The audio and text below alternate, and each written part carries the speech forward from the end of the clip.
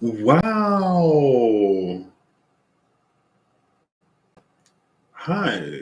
Good morning.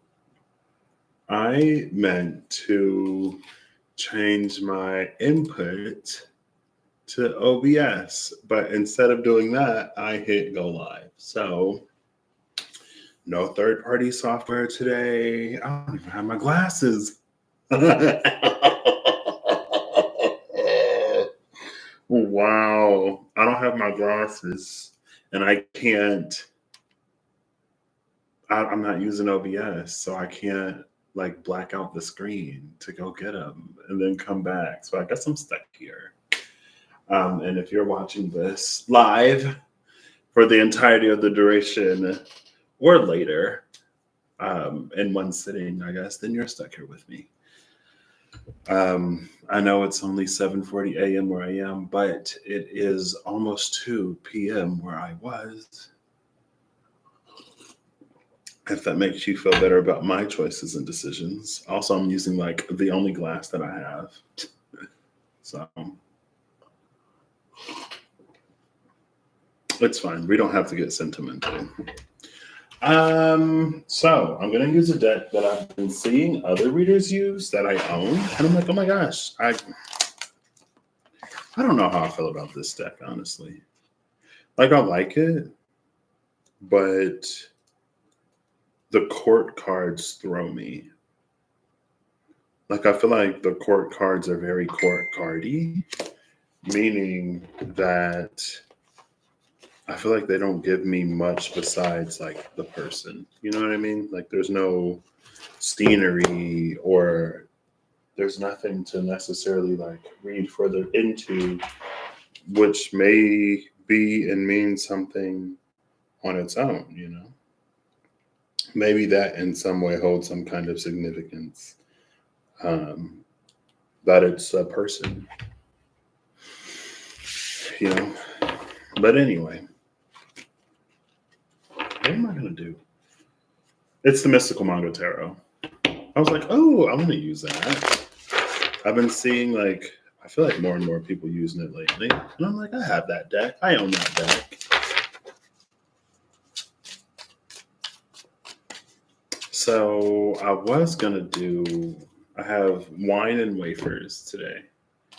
I finally cracked open the bottle of Blackberry Merlot, which I am happy for.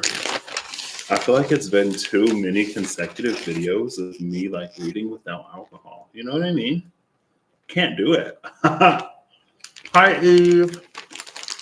I hope that work is going better.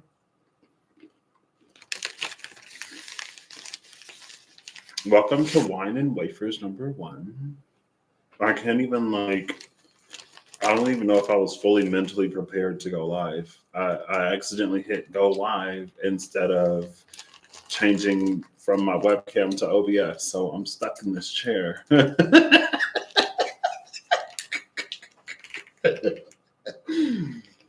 I am stuck with the consequences of my choices and actions. So it's fine. Ooh, that's exciting. How long are you off? When do you go back? Like, do you work between holidays? Do you have the rest of the year off?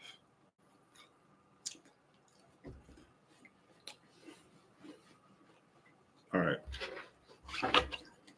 Ooh, you go back on the 27th? Okay. Oh my gosh, me too. I'm going to be working days the 27th and 28th, and then I'll be off until the 4th.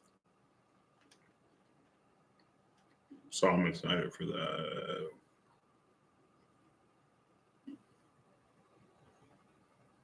Yeah, then I'll be off until the 4th. I'll be working 8 hours on the day shift. Ooh, this time has come so fast almost.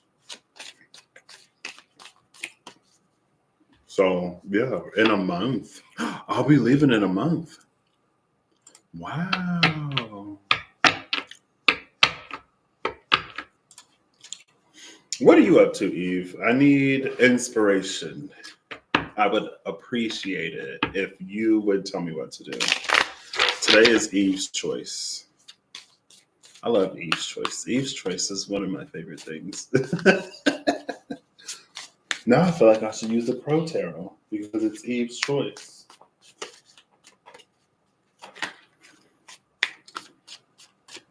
With the respectable people, oof, right? That's what we call them. Ah, kidding. I'm kidding. Just kidding. Just kidding. I get to be among the world of the living. You know, not working the graveyard shift.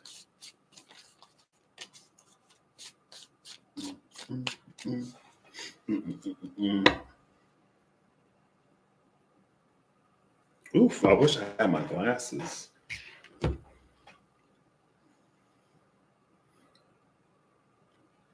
Ooh. It's interesting that you mentioned that. Because we just had the solstice, which is the day of longest light or night, depending. Which is not an equinox, but still. It's a point where the balance shifts.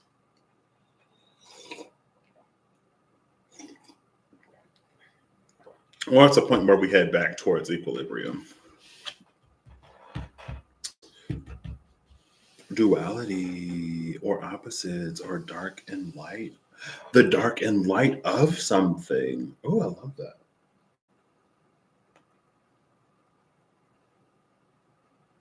Let's see.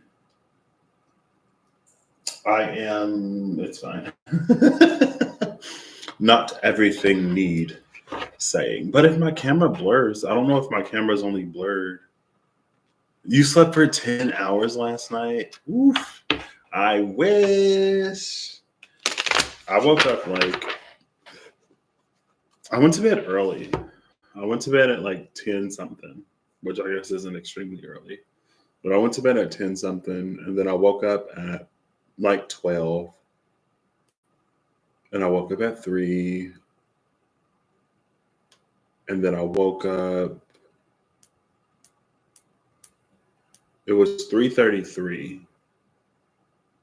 And I think I've been up ever since. I don't think I went back to sleep because I was like, oh, I'm just going to watch an episode of this anime on the projector. And then the projector it's in my bedroom, and it's a little too close for anime because then I have to like read the bottom of the screen and try to it was too much, and it's dark. I think it was mostly that it's dark. I need to figure out the setting then.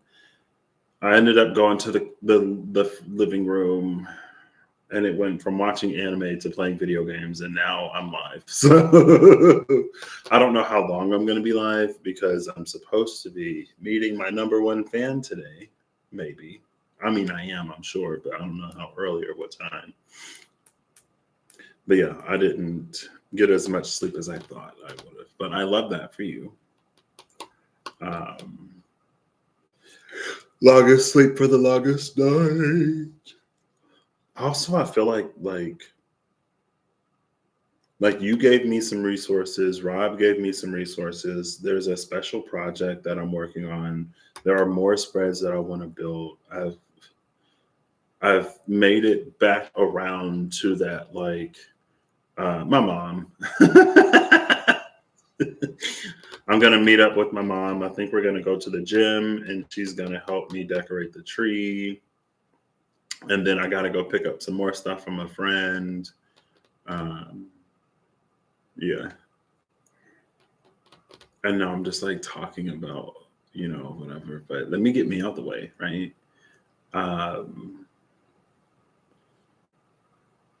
Yeah. So I'm like, I guess I'm up, and then I can just take a nap later. So, oh yeah, the special project. And I've circled back to the readings that I have, the spreads that I made. And I've circled back to wanting to considering is a strong word, thinking about. I've circled back to contemplating in a way with various levels of resistance. like running, I don't want to say like running someone through the curriculum so far. But I've circled back to doing those readings again and like building out the rest of the spreads. And there are like two people who come to mind to do it with. And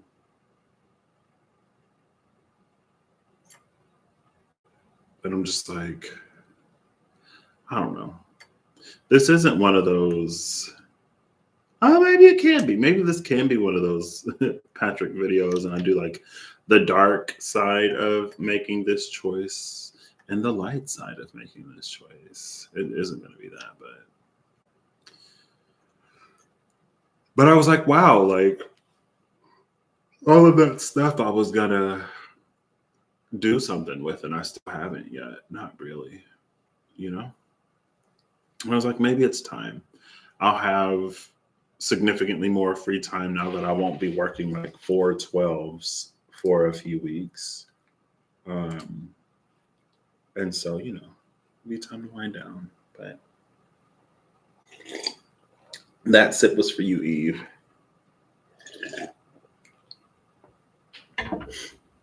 And that gulp was for me. All right. Let's do the darken light of something. The darken light of what? How do I know what I'm doing the darken light of? I have dice.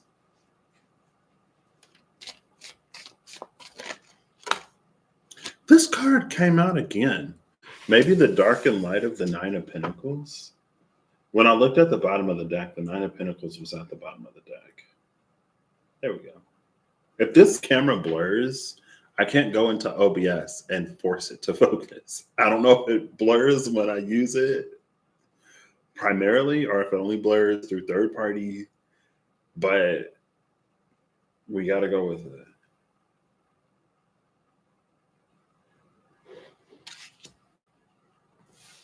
Sure, let's try it.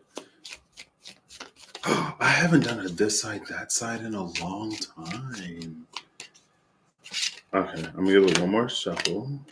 Ooh, okay, that's too many. And then we got the Two of Pentacles. The Two of Pentacles is given like a pros and cons energy. Like even if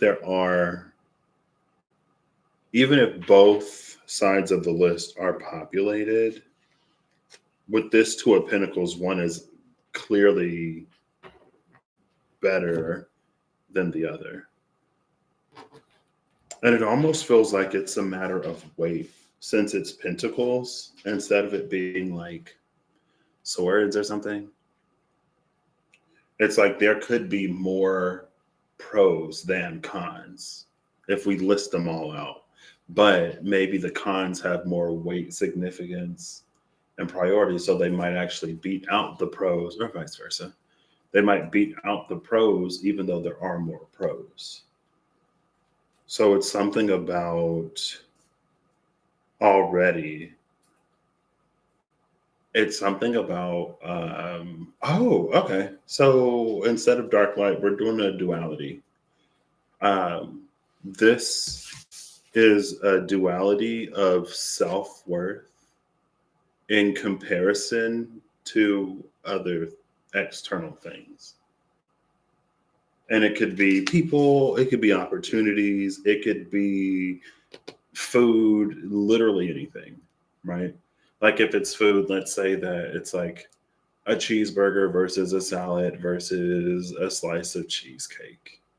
And your self-worth is like, well, you know, your self-worth, because you can have any of those at any point for whatever reason. You're free to make whatever choices and decisions that you're making. But let's say that you are eating better for whatever reason. And so the salad, if I said salad, cheeseburger, salad, cake, so the salad would be the choice that like you should make based upon your goal at that time, right?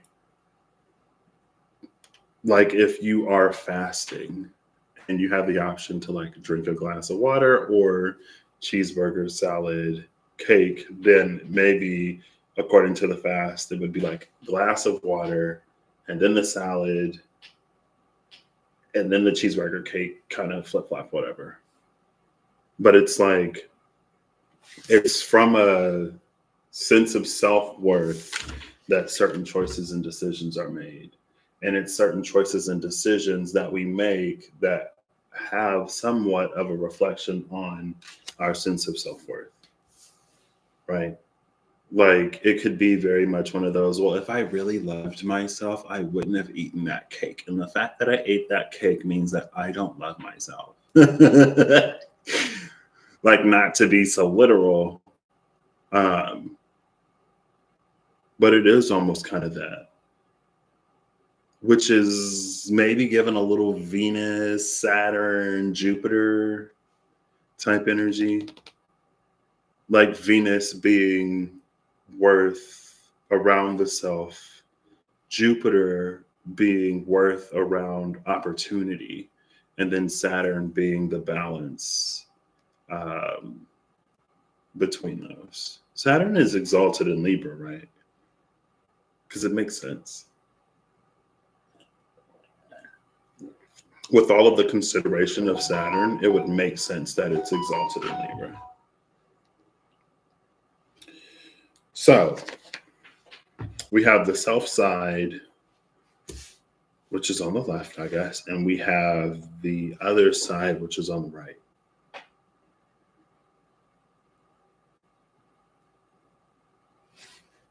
How are we going to do this?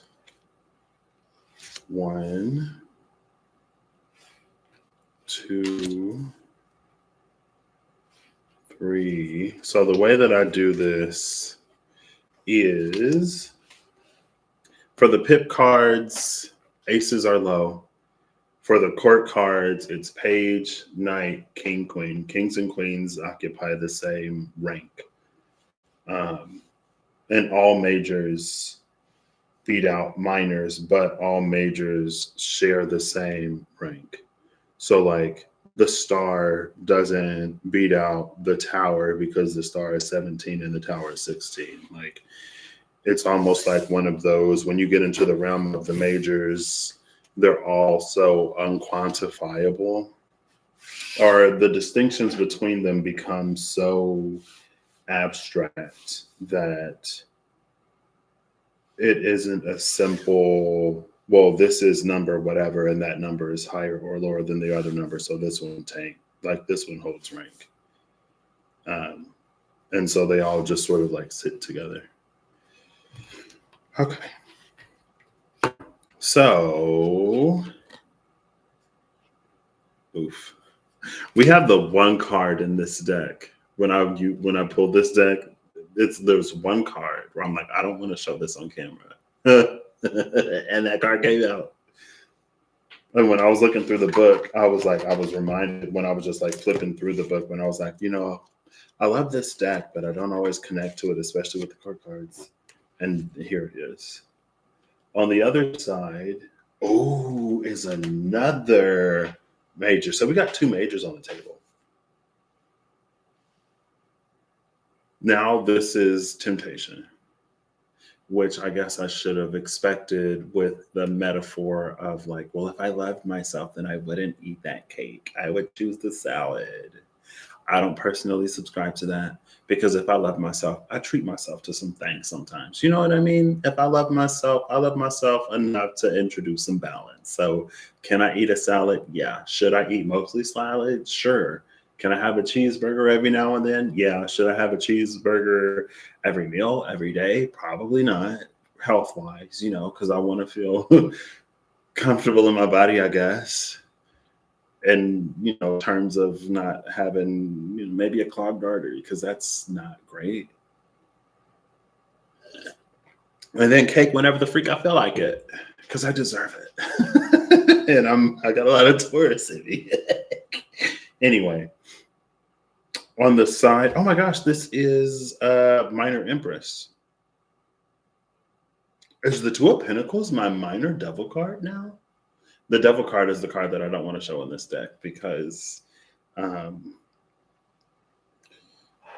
because they ain't got no clothes on. And this is an anime manga deck, and she is very, I guess I'm not going to say unrealistic, but you know, in typical manga fashion, she is, some would say, overly proportioned, maybe. But again, like, that's not an accurate statement because there could be people, there probably are people who are like built like that in real life. You know what I mean? Anyway, on the side of the Nine of Pentacles is the Empress. And I was like, oh, we got like minor Empress and like Empress energy. And they look so similar. Oh my gosh, imagine that. Excuse me. And then on the other side is the Devil. And I'm like, is the Two of Pentacles my new minor Devil? Because it is like, you know, balancing options. It could be minor temptation, right? It doesn't necessarily always have to be extreme, but, you know, over time, enough bad Two of Pentacles decisions adds up, right? If you choose to go for the cheeseburger and cake every single day, your body is missing essential vitamins and nutrients that it needs from the salad.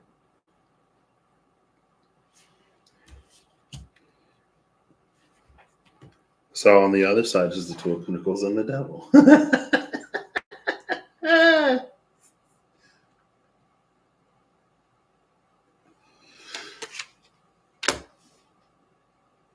Yes, okay.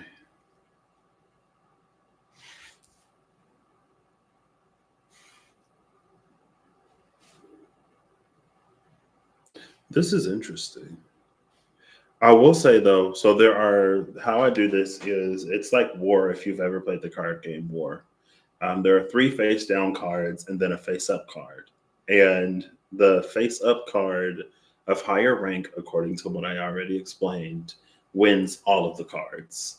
Because I got 2 majors, and maybe that's why I spent so much time like talking about them. Because I got 2 majors, they hold the same rank. So an additional card is pulled, and additional cards will be pulled until there is a higher and lower. Now,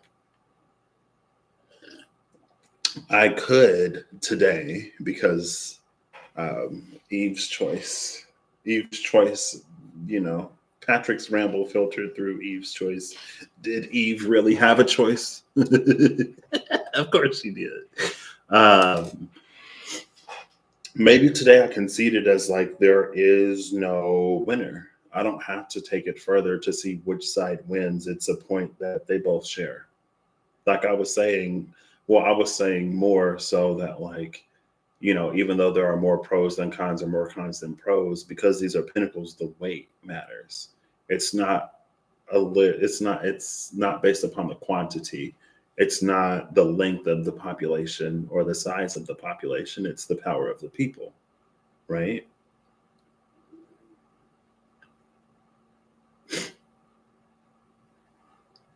And so I might actually honor this today and just leave it as is. But I still have the 3 cards to reveal. So the thing that I was about to say with this devil energy, since I am conceding this to what it is, and because it's the Empress and the devil, this could be an energy that is almost very like Brooklyn. That's one of my besties. She's one of my Purdue besties. I think she was in. No, she wasn't. I was gonna say I think she was in my graduating class. No, she wasn't. Did I have a graduating class of Purdue besties? By graduating class, I mean like the last batch of people that I met before I left that were there when I left. Anyway, it's fine. I'm almost out of wine and I can't even get up to get any more. Maybe this was a subconscious hack to keep me from drinking maybe too much this early in the morning, especially since I do have things that I will hopefully be doing. So anyway, yeah, it's fine. I'm bound to the chair. There is no getting up now. So this could be the space of things that it's like temptation in a good way, almost following up after yesterday. It's like things that we want that we may not necessarily feel that we deserve, or things that we might, for whatever reason, have to over explain to ourselves that are like okay to indulge in, right? Like low hanging fruit, let's say that someone calls you selfish because, you're not constantly waiting on their beck and call. And there's something that comes up that you want to do, or maybe you're just gosh darn tired, or you're sick and you physically can't do something for someone. And they're like, oh my gosh, how could you be so selfish? And you're like, I am literally bedridden right now. I am so ill. And right, but it's, you feel bad because that's who you are. But like, let's say that there's a major opportunity that comes up that is your dream. Let's say you get the opportunity for your dream to be fulfilled. And let's say that for whatever reason, it takes you away from the one who calls you selfish. And you're like, oh my gosh, this is everything that I've ever wanted. But if I take this, then there'll be more distance between me and this person, or I'll be too busy to wait on them hand and foot, right? To come running when the bell rings. And so it's like, again, like it's a good temptation because it takes you in the direction that you want to go, that you're meant to go in. But because of complications and reasons, there's a lot of like, but I shouldn't want that because it's the devil card, it's like, in that specific scenario, that person shouldn't have so much sway over your choices and decisions in your own life that you would sacrifice your dream for someone who it's not that they're not important, but it's like you could be doing things for them that are not for you to do. And sacrificing your dream, or sacrificing what you've, like, let's say because it's the Empress, it's something that you birthed, right? So you've been working hard. You got noticed. You've been doing everything. You've lived according to your plan. This isn't for you, Eve, specifically. If it resonates, it resonates. But it's giving me Virgo energy, because now it's going in a direction where it's like, or Capricorn. It's giving me Earth sign energy, and it's the Empress and the Devil, both signs. It's interesting that it's giving me Virgo when the Hermit isn't here. We got major Taurus and Libra and major Capricorn, but it's like you made a plan and you followed the plan, and your plan is getting you where you want it to go. And again, you executed your plan flawlessly, and now it's time to reap the reward. And it's like, oh, but like, what about these other things that it's not that they should be non-factors, but it's the weight, right? It's like, yes, it'll take you away from this person, so you can't do the million and one different. It's almost like that person is trying to pad the list. That person is trying to inflate their value in the equation. So instead of appearing as like 1 + 1, it's coming out to like, or instead of appearing as -1 + 1, where it would balance out to 0, it's coming out to like -1 plus a million. So it's coming out to 999,999, and you're supposed, like, they're the positive. And so you're supposed to side with them. Like, they're artificially inflating their worth with all of these things that now you can't do for them, that's not meant for you to do in the first place. But with the pinnacle, it's about the weight, right? So when you look at quantity, the 999, if I said the right number of nines, because I wasn't counting, that should win. But when you look at the weight of worth, all of those things that they demand from you that aren't for you to do have no weight or nearly insignificant weight. And this other thing has very significant weight because it's like that's like you correctly allotted for the weight when you came up with your plan, right? So instead of it being -1 plus a million, it becomes -1 times 20 billion, which is -20 billion plus a billion times 0, because none of that is for you. And so then -1 in parentheses times the weight of 20 billion plus in parentheses a million times 0 equals -20 billion.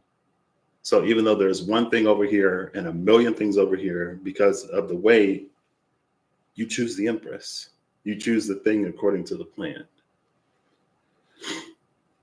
Anyway, like that's the energy that it's giving. But life isn't so gray or black and white. Life isn't so black and white or even gray. Like there are many colors. There are, some grays that kind of, or some purples that kind of look like gray, almost like a dusty periwinkle.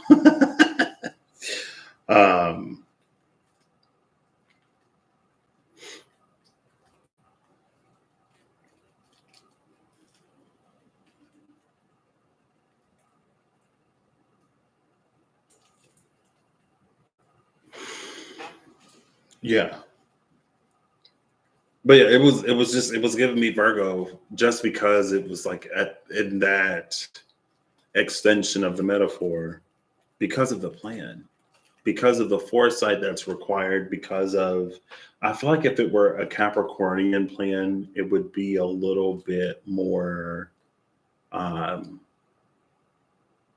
like it feels like Capricorn plan isn't necessarily as good at not accounting for, it feels like a Capricorn plan isn't as good at addressing the everyday.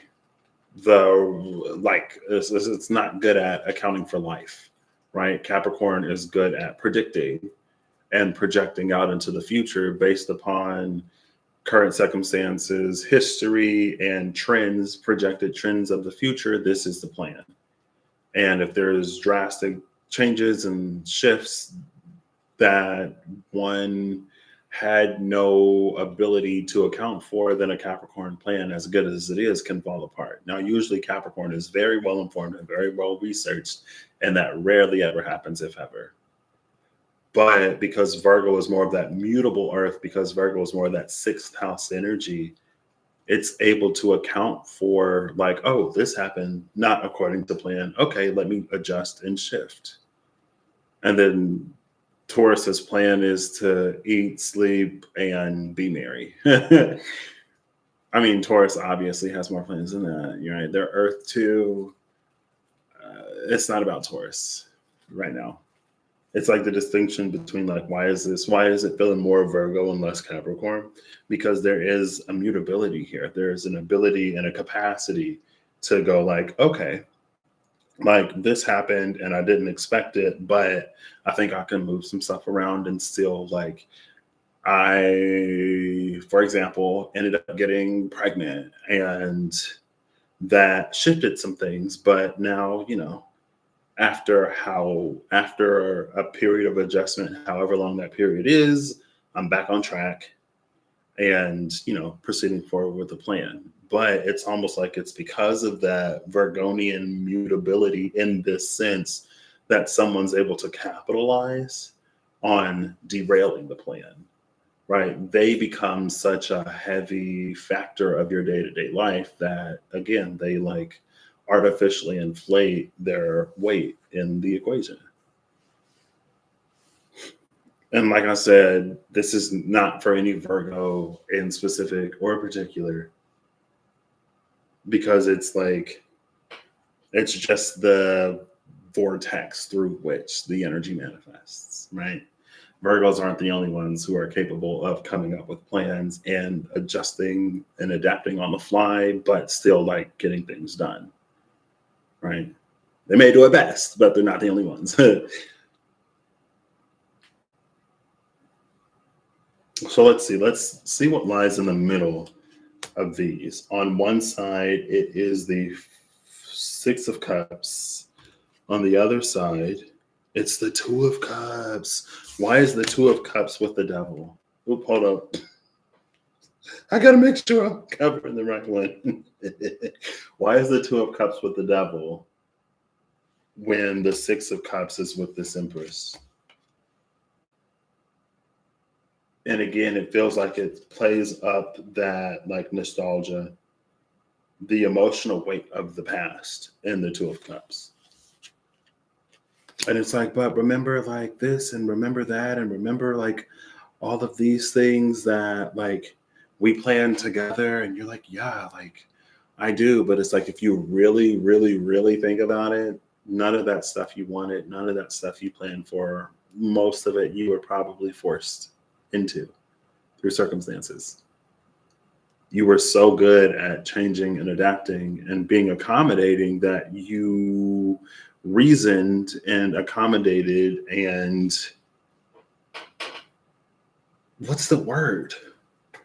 It's not this. It's like this instead of this. Compromise. That you compromised yourself out of what it is that you want and what it is that you were doing and where it is that you were going.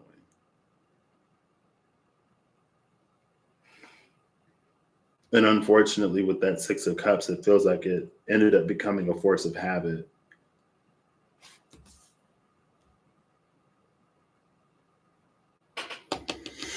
All right, let's see what's on the other side. We have the Four of Cups and the Queen of Coins. We have our pre-Empress with the Queen of Pentacles, Queen of Coins. So yeah, it's like up until this Two of Cups with the Four of Cups, it's like foregoing the things that you really want. Maybe this isn't or wouldn't be the first time that you pass up on an opportunity. And again, it doesn't have to be in the metaphor or the story that I laid out specifically. Maybe you pass up opportunities because of like, you don't think you're good enough, or you are afraid of going somewhere new where you don't know anybody, right? Even though like you feel so drawn to this honestly, it reminds me of when I did pick an archetype, it makes me think of the siren. It's this undeniable pull, this call, this deep yearning for something. And a lot of times when something pulls on us that hard, a lot of times when devil energy pops up, maybe most of the time it is kind of badly aspected. Like maybe it's not great, but this time it's like it's the thing that you actually want. It's like this would be your heart, like crying out, like, please make the choice and decision that like makes us happy. If ever there were a time to be illogical, it would be now, even though it's not illogical at all, because you planned for this, because you want this, because you've literally been working for this. Maybe this is the time where it's like, you know what, we just go a little crazy. Maybe we just say yes, or we say, you know what, I'll check it out. Maybe you investigate, right? Maybe there's someone who's in your ear that's feeding all of the bad self-thoughts or that's producing them, because maybe you didn't even think about yourself that way until you met this person, or until this set of circumstances made you think about yourself in a certain light that made you feel inadequate or whatever. But before you were in that situation, like you knew how like capable you are, you know what I mean? Anyway. And so like maybe you just investigate and you're like, oh my gosh, that's it. And then the Queen of Coins is here, who is again pre-Empress. So it's interesting to me because again, we had minor Empress into the Empress on this left side. But on the side of the devil, is the pre-empress. And I think, again, like this is another reason why for at least this portion, excuse me, there is, even though I've been reading it kind of one-sided, and I feel like I've been reading it more one-sided because the other side is more apparent, like it's devil energy versus the empress, right? Usually you go for the empress and disregard devil energy. But there's something this time where it's like, there's a positive reason why it's calling to you so intensely. And it's because you really want it, and because you've worked for it, and because this time it's healthy. Like this is you craving a salad because you were eating them for a time and you were doing your healthy thing, or you're doing your self-love thing, and your body's like, I want a salad. And you're like, you know what? I want to give my body a salad because these cheeseburgers are bloating me, making me feel heavy and sluggish, and that ain't the energy. Like I'm gonna drink that glass of water because I'm dehydrated AF. You know what I mean? And so like it would feel good to give your body what it needs, and it would make you happy. This is where like your needs align with your wants and desires. But cheeseburgers cost $1 at McDonald's, and salads cost $1 million at Trader Joe's. And you got $2. So you get 2 cheeseburgers, or you get 1/5 of a salad from Trader Joe's. Metaphorically, of course. But the reason why it is coming back as like this both energy is because it's like it teeters. It starts over here in the 9 of Pentacles. It goes all the way over here next to the devil. It gets really close to the devil because this is the 3rd card out from this 2 of Pentacles. Oh no, I didn't hold it the right way. It's fine. If you see her, you see her. You know what? Who am I to hide her body? Like, this is from the 2 of Pentacles to the devil. And this pre-empress energy is like right next to the devil. It gets real close. But then it's like at the last moment, it swings back to the empress. Maybe at the last moment, maybe there's something, maybe there are events that transpire, right? That get you to go like, that bring you a moment of clarity. Like maybe you make your choice and decision. You're like, you know what? I'm not going to commit to it, but the least I could do is like, if they are considering me for this position, the least I could do is go to a meeting or talk about it or inquire, right? And it's easiest for the metaphor if it's a person. Like, let's say that the other person, back to our, the metaphor is like, oh, well, like, do you really think that you could do that? Like, do you think you're good enough for that? What about like the hours? Like, what about the commitment? Like they're not saying like you would be getting further from me and blah, blah, blah, whatever, but maybe they are. But it's like they're trying to talk you out of it. Again, they're trying to artificially inflate their worth on the scales of justice in this equation. And maybe it's the opportunity, like maybe again, like you do a little bit of whatever, and it brings you a moment of clarity. And so at the very last minute, instead of this feeling like a bad, evil temptation with devil energy, it gets you to realize, oh, wait, like I do actually deserve this. I work for this. This is my manifestation given birth in physical form in reality.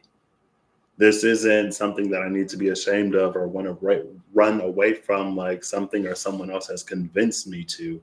And it's like, that's why it's like, it's getting closer and closer to the devil. It actually like swings into the empress. Now, around this 4 of Cups, we have the Chariot and the Ace of Swords. I saw the Ace of Swords. It was the 9 of Pentacles and the Ace of Swords at the cut. Or like, because the 9 of Pentacles was at the bottom of the deck, and I cut it to this Ace of Swords.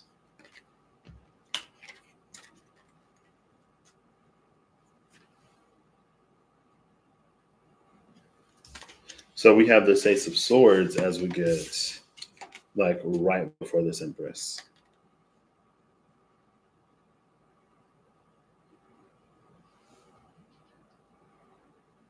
You can't see all the cards, but you get it.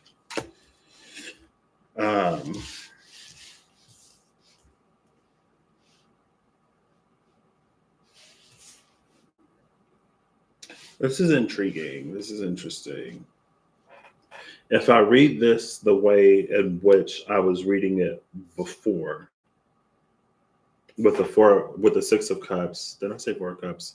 With the Six of Cups being what you've been reconditioned to think and feel, or I mean, maybe if it isn't a reconditioning, maybe since early childhood, you've been in situations where you've had to forego what it is that you want or desire for the sake of someone else and their well-being or their peace of mind or their fragile, frail ego and self-image, right? You can't be too smart because then someone else will be mad, or you can't be too pretty because then somebody else will feel ugly, and that person has the ability to torture you because they're older than you or because they have the power in whatever way. So you have to play small to be safe. And that's like heavy energy. Big oof and sorry. But it's like with this Chariot, and this Chariot, his eyes are closed. And so, okay, they're not closed. They're like barely open, but I'm not wearing my glasses. And when I look on the table, they look closed. Where it's like, oh, so you can see before it focuses. Oh, now it's focused. Maybe he's waking up. Well, that's why the Ace of Swords is here, because he's waking up, even though her eyes are closed. But she's going inside. It's like you run out of habit. You have been successfully reprogrammed to want and desire for you what other people want and desire for you. That's why you felt so bad when you're so sick that you can barely move, but you can't even give any concern to and for yourself because someone else is like, oh, well, now who's going to go and get my root beer from the refrigerator? You're really too sick. You're going to make me get off the couch. And it's like, girl, I'm in here fighting for my life. You can go to the kitchen and make yourself a sandwich or grab yourself a root beer or do whatever you need to do. Like when I'm well, when I'm better, I'll do it for you. I can't today. And then there's, okay, that's fine. There's like a level to this metaphor where it becomes very much so more almost like blatantly ridiculous that you're kind of like, it's not that you're like, who is this fooling? But again, like I said, it's fine.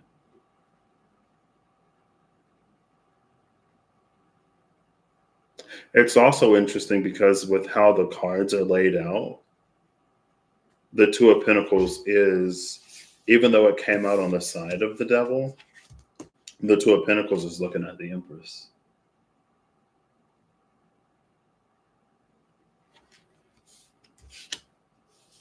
So because of that, that may also be like, maybe you've come to a realization and you've been pretending to be asleep while you've been gathering your resources, biding your time, making a way for you to actually like pursue the things that you want.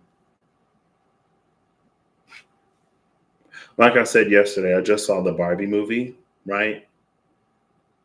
And they're like, oh, well, like, we're going to appear to be helpless and defenseless and frail and like lean on them for support while we free the other Barbies. Like, we'll use that to distract them. And then the Barbies are like, oh my gosh, like, I'm amazing. How did I forget? And Barbie's like, girl, you're Barbie. Like, you don't want this. And she's like, oh my gosh, I love waiting on Ken hand and foot. Like, I have no ambitions of my own. This is what I want. And then she's like, whoa, hold up.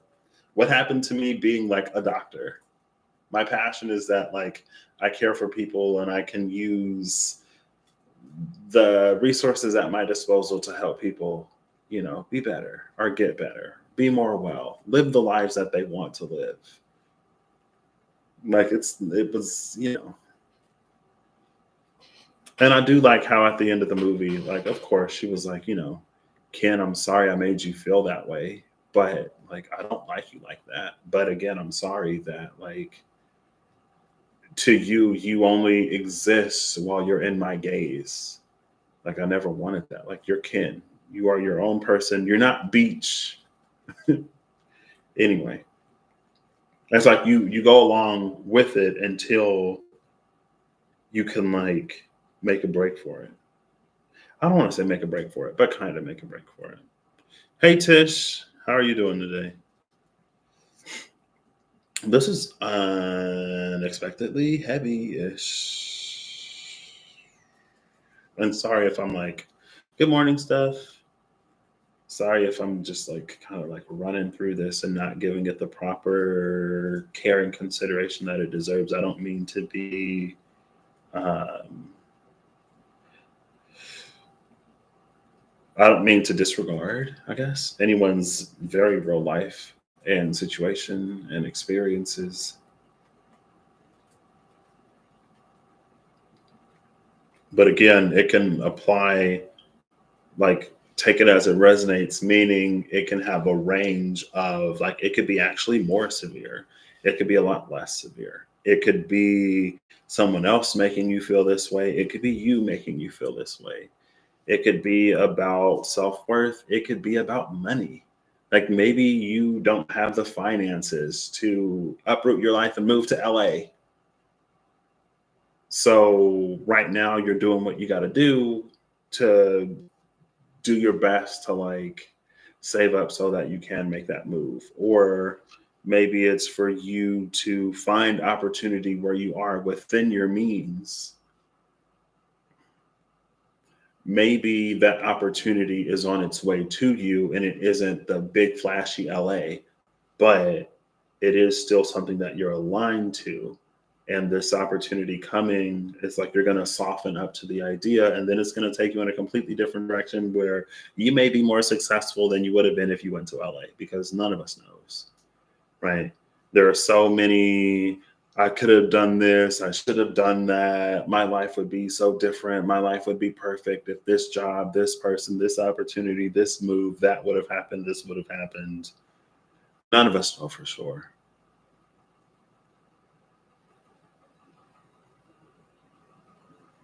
Didn't necessarily expect this, but that's fine. I don't dislike it.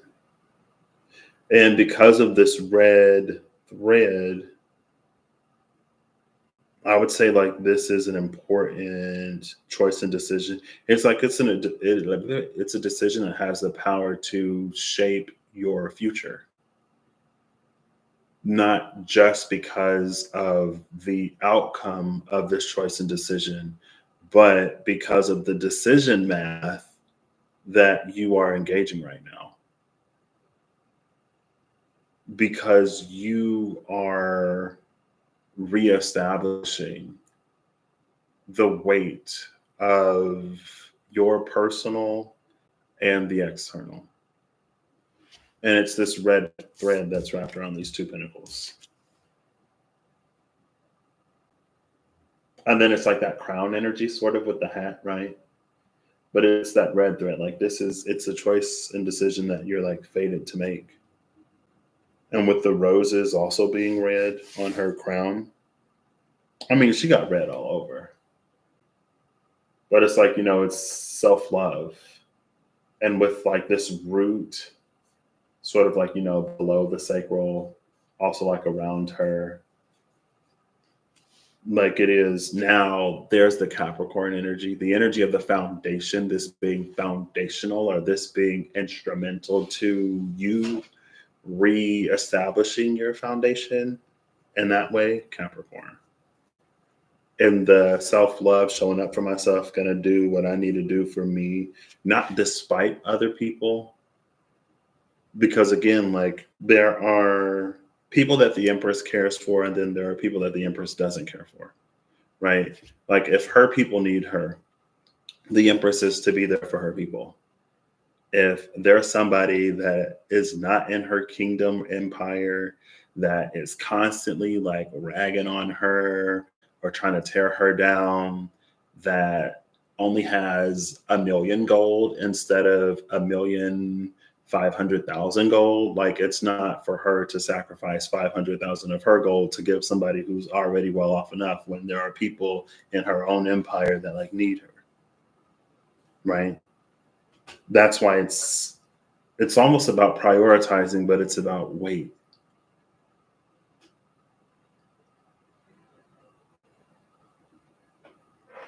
So anyway, this all goes up. Neither side gets it. I don't even know if there are sides yet. Like, neither side has necessarily established itself yet. This gets charged to life, I guess. Let's do one more. It's been 55 minutes. I already split the decks though. So I guess we're going to do a modified version of this, where I pull one face up and then 3 face down and then 1 face up. So this is like this side, that side approach. These are the things for us to consider, the dual aspected nature of whatever lies between them. It's another tie. Whoop, whoop, whoop, whoop, whoop, whoop, whoop, whoop, whoop. It's the moon and the magician, which is interesting.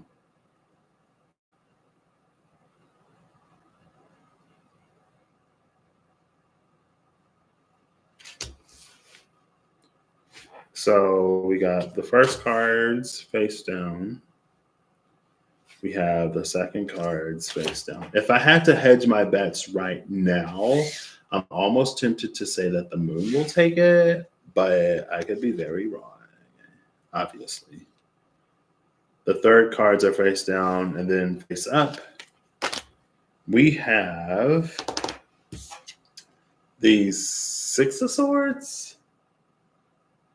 7. We have the 7 of Swords on one side and the 4 of Pentacles on the other. So the magician is actually taking it. I was wrong. What I like about this is, though, it's almost like this is a time to take control of your own narrative. Almost like that, but it feels like it's a little bit more along the lines of regardless of the things that are going on around you that are outside of your control or that are that you don't know about because of the moon. Like, this is about you navigating your life. The magician uses their resources and has access to, because they may not necessarily always use every single tool, but they are aware that they have them. And then based upon what it is that they're trying to create, they use the tools appropriately. But because the magician is about you utilizing your tools and resources, there is an inherent disregard of things that you don't have access to or that you don't know. Like, by nature and by virtue of the magician almost being the magician. Right? Is that, or is that not the lesson of the magician in the major arcana? To use what is at your disposal to get what and where you want. If you don't know, if you don't have access, how are you supposed to use it? You know what I mean? Life isn't necessarily always like the court of law, where ignorance of the law is no excuse, right?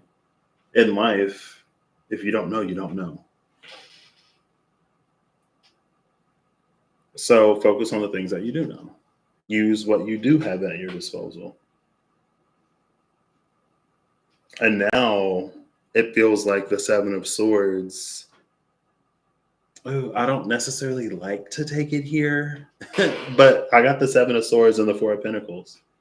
The Seven of Swords is the magician getting access to finding, creating whatever it is that they want, despite the attempts of something or someone else to withhold information or resources to stockpile. Because the Four of Pentacles is here, this moon takes on a much more intentional focus. But if you needed to know, the divine would make you aware. Your intuition would make you aware. The high priestess would send a little birdie your way if you needed to know. If you were in the, like those who need to know. And apparently it's something that you don't need to know. And because you don't need to know, you don't have to have it to get where you want to go. Regardless of if it's withheld intentionally or not. Because sometimes we just don't know stuff, right?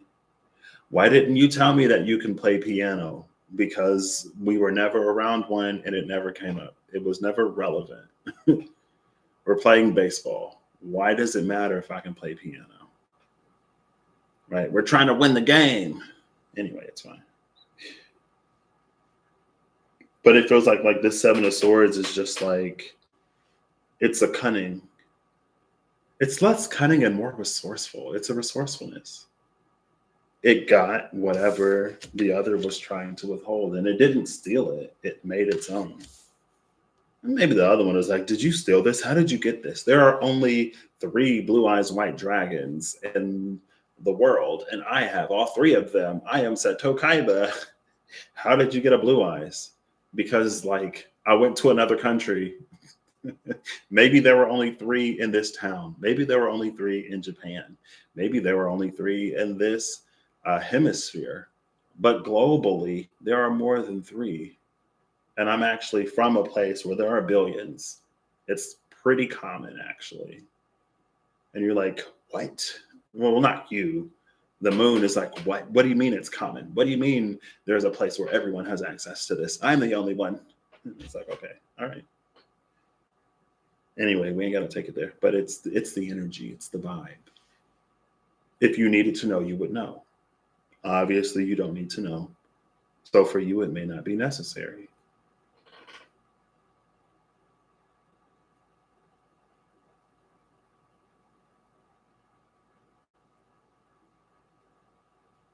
There is also a high priestess-esque.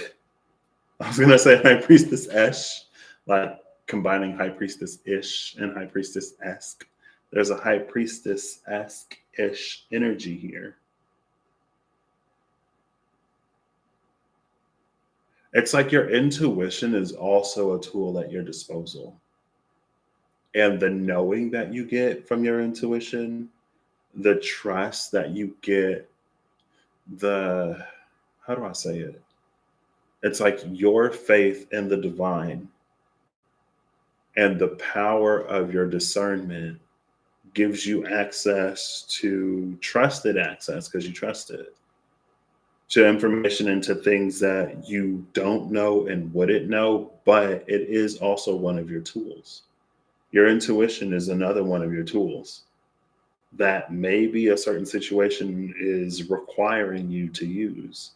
Maybe there are situations that don't require your intuition because it's all wrapped around and composed of things that you've already seen, witnessed, that you know, been there, done that, got the t-shirt, the hat, the mug, the glasses, the photos and everything. And you don't need your intuition to tell you the things that you already know. But because of this Seven of Swords in particular, she has a sight that she doesn't have. Okay, her eyes are open again. But when I was looking at it on the table, her eyes look closed, okay? I'm not wearing my glasses, all right? But it's like even if both of her eyes are open, okay? Here she has ground level in the parade site. There she has eagle eye, bird's eye view from the sky. She has both. And it's this that gives her whatever insight that she needs. But again, that's also one of the tools at her disposal. So according to the laws of the divine, it's fair game. because her intuition told her. The divine is like, well, even if Sam or Smith or Sally or Susan or any other S name didn't tell her, I told her.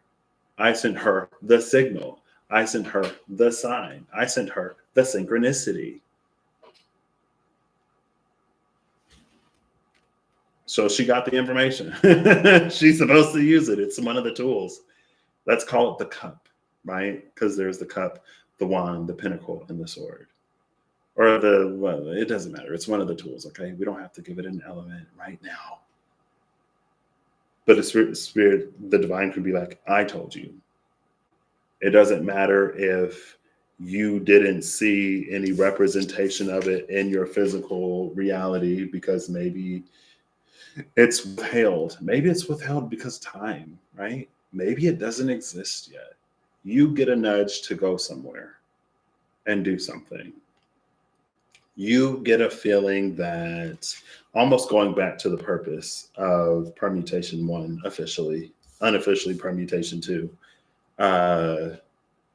Like you go back to the purpose, right? Let's say that you, all your life, you knew that there is an authentic Cuban restaurant in the middle of Cairo, Egypt. And you're like, it's like you know that it's there and you know that it's really good. You don't know where or how you heard about it. You meet people from Cairo and you're like, what's that like really good Cuban restaurant? And they're like, what are you talking about? There is no really good Cuban restaurant in Cairo. Okay. And you're like, yeah, there is, because I've heard about it. And then maybe one day you go to Cairo, Egypt, because, you get the time, resources, you're on a business trip, life happens, you end up in Cairo. You're looking for this authentic Cuban restaurant and it's not there. And you do a Airbnb homestay for an exchange. You stay with a group of people and you're Cuban, right? Or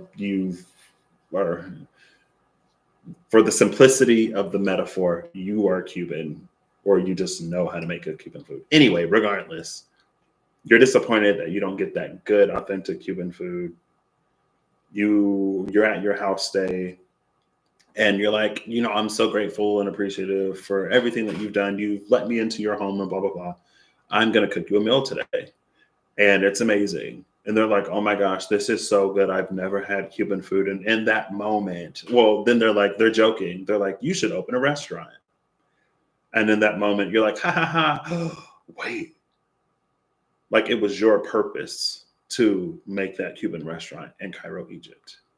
The one that you were so sure of, that was what you do in the future. That was your purpose that was guiding you to that moment. And it's not until you create it that it exists, type of energy. So it doesn't matter that we're getting back. I'm like, how did I end up on this tangent? It doesn't matter if you don't sort of see it in your physical world or reality or life. Your intuition told you, and you're the magician. Your intuition is one of your tools. You were expected to use it. I don't want to say you were expected to use it, because then I feel like that takes on a tone that isn't necessarily reflective of this. It may be more reflective of Patrick, but it's not necessarily reflective of the energy on the table. It's just like your intuition, your discernment, your ability to commune and communicate with the divine is one of your tools. And that's how you get this thing that is being withheld, or that's how you find a way to something that does not yet exist. The magician takes it. You win. It doesn't matter who or what is working against you. It doesn't matter what you don't know.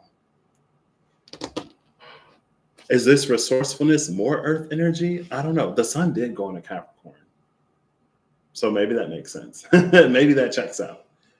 But it could be intuitive water. It could be dreamy, passion-fueled and led fire. It could be very inquisitive and exploratory air. It could literally be all of the elements because the magician is here. And that's kind of literally the magician's thing, right? But the magician takes it. Because of this higher, grander, greater sight. And because her eyes are open, I see that her eyes are open. It's both. It's like she can see both what is there with her 3D eyes, and she can see both what is meant to be there with her higher eyes. She knows that there is supposed to be the authentic Cuban restaurant in Cairo, Egypt. So if her 3D eyes don't see it and her higher eyes do, her 3D mind can logic and reason, oh, it's for me to create it. And if her 3D mind can't logic and reason, oh, it's for me to create it, then the divine will download her up and out the wazoo. Hey, you should make a restaurant. Have you ever thought about opening a restaurant? You do very well in business. Also, you can cook. Didn't you get your MBA in whatever? Don't you know a person that has property that like deals in property? Don't you have all of the tools and resources that you need to do this? It's like, I don't know. Like, I need another sign. Right? And it's like, okay. Then you'll get another sign. And you'll get another one, and another one, and another one, and another one, and another one, and another one. And eventually, when you're ready, either you'll get the hint or you'll open the restaurant. You know, sometimes we're a little dense, and that's fine. I can be very oblivious. I feel like there is significant in between, but sometimes I'm like very like on it. Sometimes I'm like as oblivious as a rock. And I'm like, oh my gosh, what? I'm over here just like in my own head, living my own life. I didn't even catch that. I got a little bit left. Thank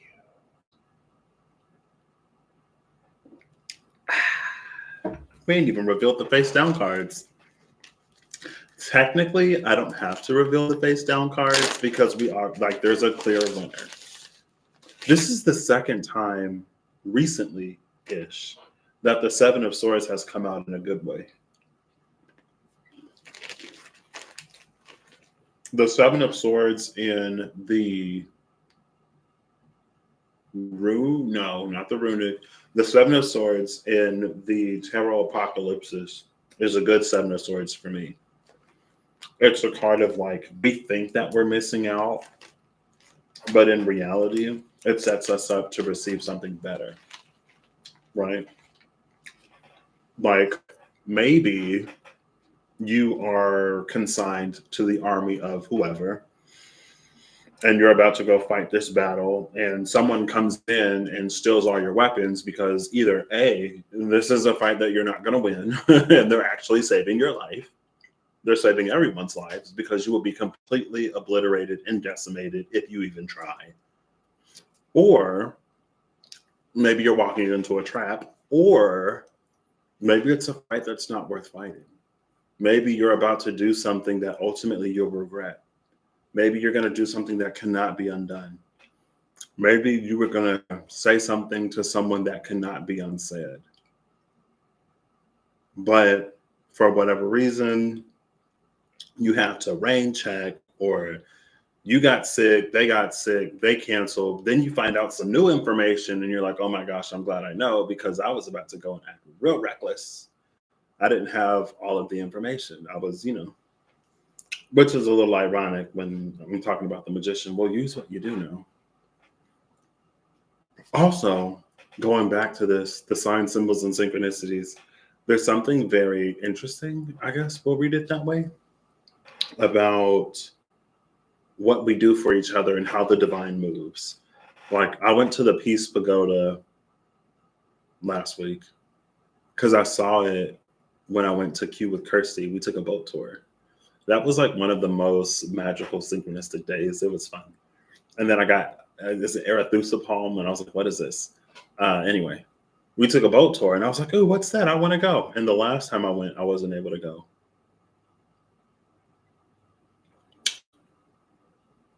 No, that was the time before that, because I went that summer when the Queen had her Diamond Jubilee, I believe.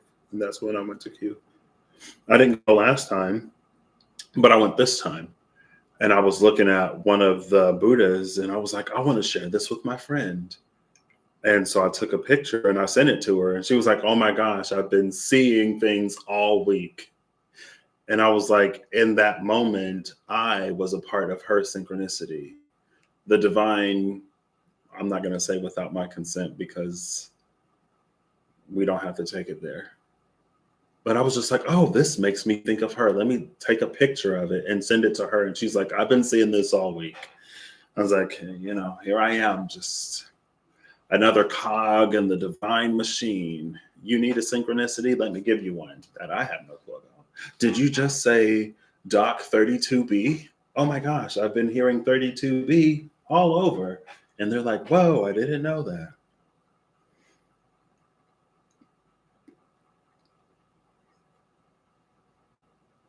If you need it, it will be provided. It's what we do for one another. We are just cogs in the synchronistic machine, all helping each other get to where we're going, sometimes in good, positive, supportive, beneficial ways, and sometimes in not so great ways that may encourage us to establish some boundaries, act in self-love, you know, become aware of our worth, and to conduct ourselves as such, or, you know. Anyway, am I going to reveal the face down cards? No.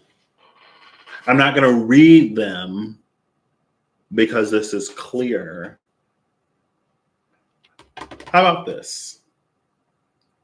We're going to make this, the outcome is already decided. But for argument's sake, we're going to compare the first, second, and third cards and see who wins. So, at first, we have the Ace of Coins against the Hierophant. Oof. Of course, the Hierophant would be on the side of the moon. Why wouldn't it be? So at first, it looks like the moon is going to take it with that Hierophant energy. Next, we have, oh, also look at that. This is the divine, like, Hierophant. Man can do whatever they want. They can spin whatever kind of web, spin whatever kind of tail. They can say, these are the keys and this is how you, get up there. But the divine is like, I am omnipotent and omnipresent. Okay? If there's something I want to say, I show up directly with a 555 or a bird or something else. That, like, what does that mean? High Priestess, what? I'm kidding. Anyway, that's a joke. Kinda, not really. But the divine is like, well, I told you. And it's like, yeah, you gave me a sign or a symbol or synchronicity that I don't even understand because I haven't had this other conversation yet to give this context. You're just telling me something random. And then in a day, in a week, in an hour, in 5 years, 10 years, a year, there's the clarifying half of this synchronistic moment. I'll find out then what this actually means. Thanks. Anyway, it's fine. Next, we have the World and the Ace of Wands. The moon takes it again. But again, the moon is coming out with all these majors. The Magician, oh my gosh, duh. The Magician is coming out with aces so far. The aces are the tools that are on the table. Each tool comes with an ascended master that is the expert in its use. And I say ascended master because it feels like each tool comes with a spirit that is associated, that is the epitome of the energy of that tool.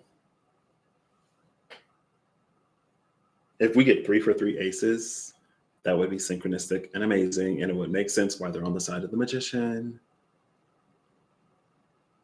Maybe it won't happen, maybe it will. I feel like it's a lot of pressure on it to happen, but also, it does happen. If you read cards or watch people who read cards, you know it happens. But we have these aces that are losing to the majors.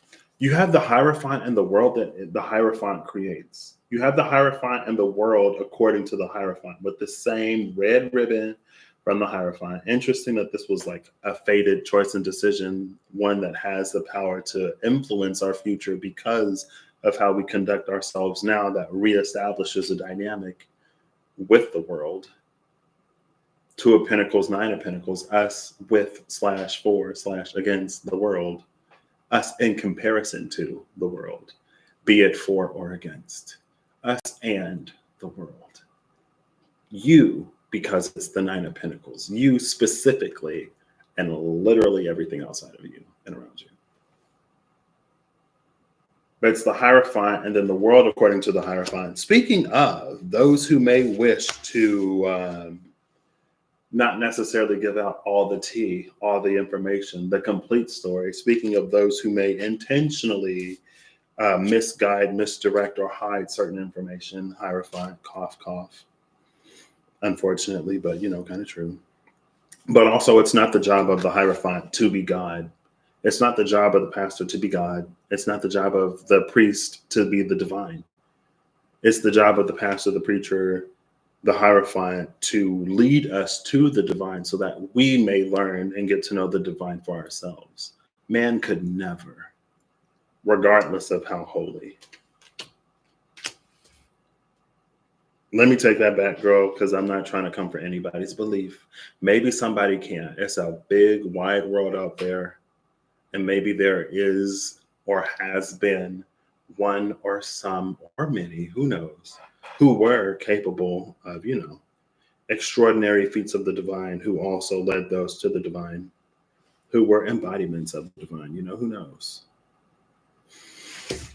Last but not least, we have the Seven of Wands and the Eight of Cups.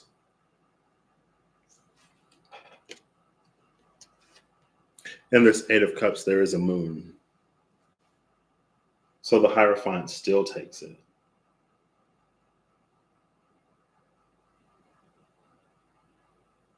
It's not until the very end that the magician wins.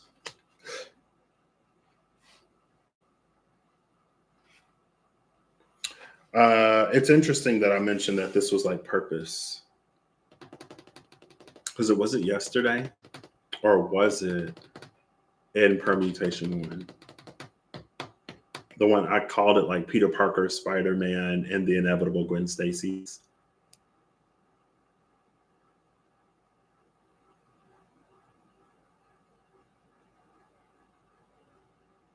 So like at the very end, things go another way. But it's like it's because the divine has been present, because these ascended masters have been present along the way. And I love, so in this row, it's actually on the side of the moon that we see her with her eyes closed. We see this person that's looking a little bit more like this Seven of Swords to me for some reason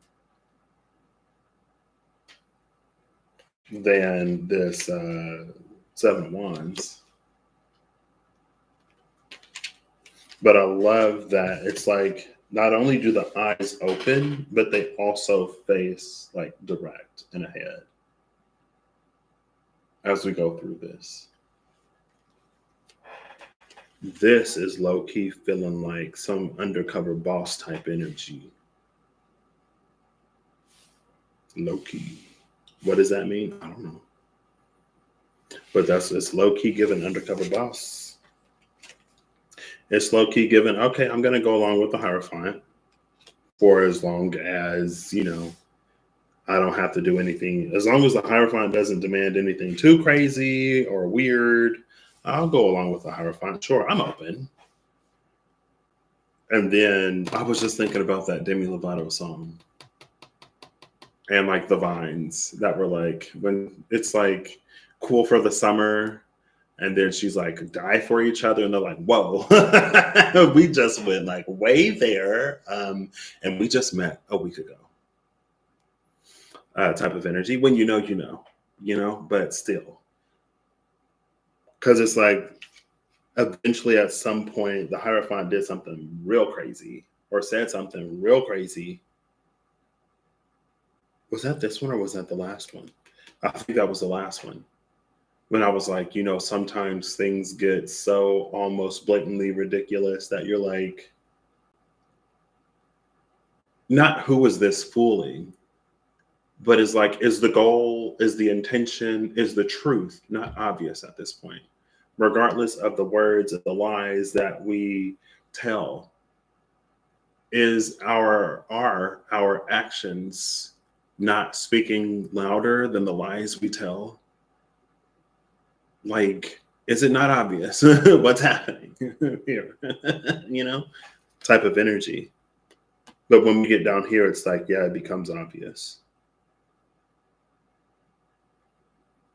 This is someone who like breaks away from the Hierophant at this point, because there was the divine that they've known the entirety of their lives. And maybe for the most part, the Hierophant aligned with that divine. But then the Hierophant asked for, demanded, said something that felt out of alignment to the magician. And because we see the forces behind the tools of the magician, we know that the magician receives directly from the professionals. Right? It's like learning from someone in ancient Egypt. I don't know why we're so on Egypt today, but it's like hopping in a time machine and going back to ancient Egypt, or hearing directly from someone who was alive during ancient Egypt what this tool is for, versus like, well, he's the leading archaeologist, she's the top Egyptologist. They're the most decorated and researched people alive. They're the professionals. I think they would know. And it's like, well, this person was alive and lived it. This isn't their best guess. This was their everyday reality. Your Egyptologists and archaeologists are guessing, making very, very educated guesses, but guesses nonetheless. This person was alive. And then it's like, ooh, yeah, but it's like, it makes me think of one of those, it's a meme on the internet, Flynn Rider from Enchanted. No. Yes, Enchanted.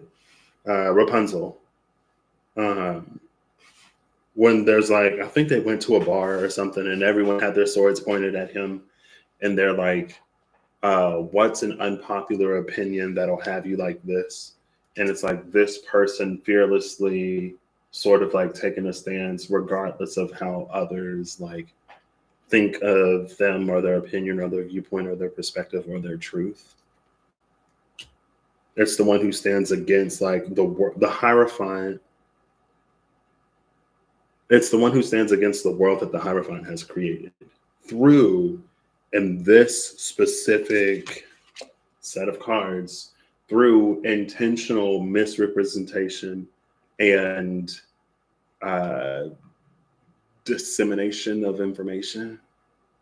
It's like they've purposefully kept certain parts of the story out when they've given their telling. Like, I just started watching this new show on Netflix, and like there's this girl on a bus who's like, this guy tried to kill me. And yeah, that guy tried to kill her. The guy is a nine-tailed fox, and she's also a nine-tailed fox, but she was a dude. Anyway, she told the truth. The dude tried to like kill her, or the dude was coming for her, but that's because she murdered everybody on the bus. And it's like, you're the killer. That's why he's coming for you. You're the bad guy. And this isn't one of those where there are no good guys and there are, okay, that's Patrick. That's Patrick. Get out of here. Okay, we're drifting too far. We're getting too tangential. We're getting into the realm of Patrick. Keep it to the cards. And that she was the villain, but she told the truth in a way that made the main character sympathized with, it was also still this situation. Like she spun a tale in a way that made her the victim of this story through purposeful, manipulation or omission of information. But the main character was like, it's human instinct to defend yourself. And if you being the sole survivor on that bus, like if he was really the attacker, you'd have some kind of self-defense wounds on your body, but you're not even scratched. That's how she knew that the girl was the real killer. It's like, oh, like you're the sole survivor of this, but somehow you come out unscathed and the other guy's the bad guy. It's like everybody else had bruises, or maybe you was just kung fu fighting, fast as lightning, and they tried you. And there are instances and cases, and possibly, there are scenarios in which that could be the case. They didn't know that you knew how to box, and so they ended up beat up and bruised and bloody, even though they initiated it. But this ain't that kind of situation. She knows, and she was right. That's not the point. It's possible, but that's not the point. Anyway, ultimately, at the end of the day, it's because of the presence of the divine that, that's kind of a bummer. It's because of the presence of the divine, an acknowledged presence of the divine, cooperative presence of the divine, that regardless of everything that was plotted and planned and withheld, the magician still wins out in the end. The only reason why I don't necessarily like that, especially being a human that lives a human life like every other human on the planet, it's like time. Time is the only thing that I don't like about this, because it's like, okay, well, like, how long is the bad guy gonna keep winning until, or it's like, yeah, they say that like evil never wins in the end, but am I going to be dead and gone by then? You know what I mean? Like, am I still going to be here? Is this still going to matter? Am I going to be 75 years old and already retired and not even considering this opportunity that somebody else worked against me to withhold or whatever? Anyway, we ain't got to go there. But it's like, it's a time thing. It's like, okay, yeah, you can say that regardless of what is being withheld, you'll still win in the end. But like, when, We're going to break this down into days. Don't take this seriously, but we're going to do it. Hey, Google, pick a number between 1 and 1 billion. 34,406,250. Hey, Google, what is 34,600,250 days in years? Here are some results from the web. I don't even know if I got that number right. What? Come on. Equals. Hold up. We'll round up.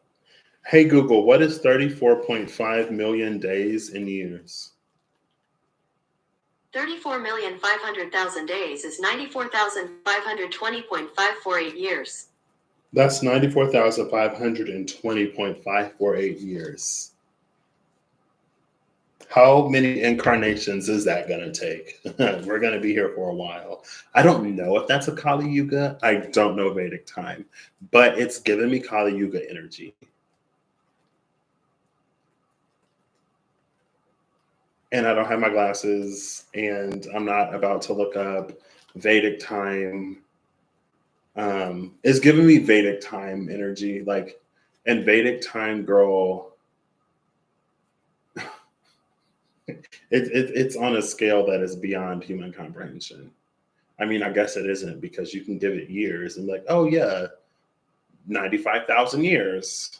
That's 95,000 trips around the universe, around the sun, solar system, in our solar system around the sun. That's a long time. But 34 million, that's like a third of a billion, right? So at least we don't have to wait the whole billion days. Hey Google, what is 34 million seconds in years? 34 million seconds is equal to 1.078 years. Ooh, so we adjust the time scale. That's a year, okay? I feel better about that. So if we take it in days, that's almost a Kali Yuga. I don't know if it's a Kali Yuga, but Kali Yuga is coming to my mind. If we take it in days, it's a Kali Yuga. Maybe the Hierophant, the shady Hierophant, the moon, maybe the moon that hides is depending on us taking it in days to defeat us mentally. And it's like a Kali Yuga, like 95,000 years. And it's like, girl, you said years. We just said 34.6 million. We said 34.6 million. 34 million seconds is a little over a year. No, that can't be right. Because it's 525,600 minutes. Oh, that's minutes. So maybe it is right. Hey, Google, what is 525,600 minutes in years? Google is not listening to me. Ooh, what is, hey, Google, what is 525,600 minutes in years? 525,600 minutes is 1 year. Hey, that was minutes. Okay, come on, Rent. Come through, Rent. So yeah, 34 million seconds is a year. So I almost feel like we're going back to the weight of the previous one. But again, because of the moon, that would be purposefully withheld information. And because of how shady Hierophant operates and preying upon fears, insecurities, and stuff like that, shady Hierophant in general, not any particular organized whatever, because that could be a shady person. Somebody could know, okay, that could be, it's shady Hierophant. Shady Hierophant energy knows. Shady Hierophant energy can use one's fears, insecurities to imply things. It can feed a fear and extend its control. But then, that would be the same Hierophant that would take you to court legally, that would try to take you to justice and be like, well, we never, said it would be years. We just said 34,625,000. That's it. That's how we said. Patrick said years. That wasn't us. So, whatever they felt as a result is on them, right? But then the divine was like, seconds. I was going to go smaller than seconds, but I didn't. Anyway, I feel like I've done my hour and a half. I could keep going, but it's that type of energy. And maybe there's something of a subtle turning.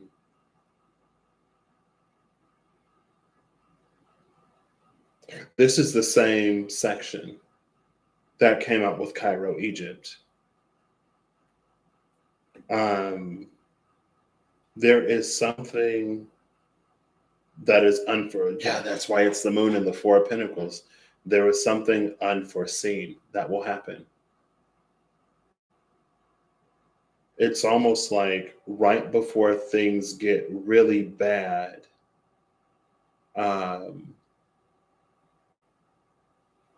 something breaks or something gives. And that's why this Eight of Cups is here. So by this point, it's like Hierophant is winning. Hierophant is winning. Well, it's the moon. It's not the Hierophant. The moon is winning. The moon is winning. The moon is winning. But then something happens with this Eight of Cups.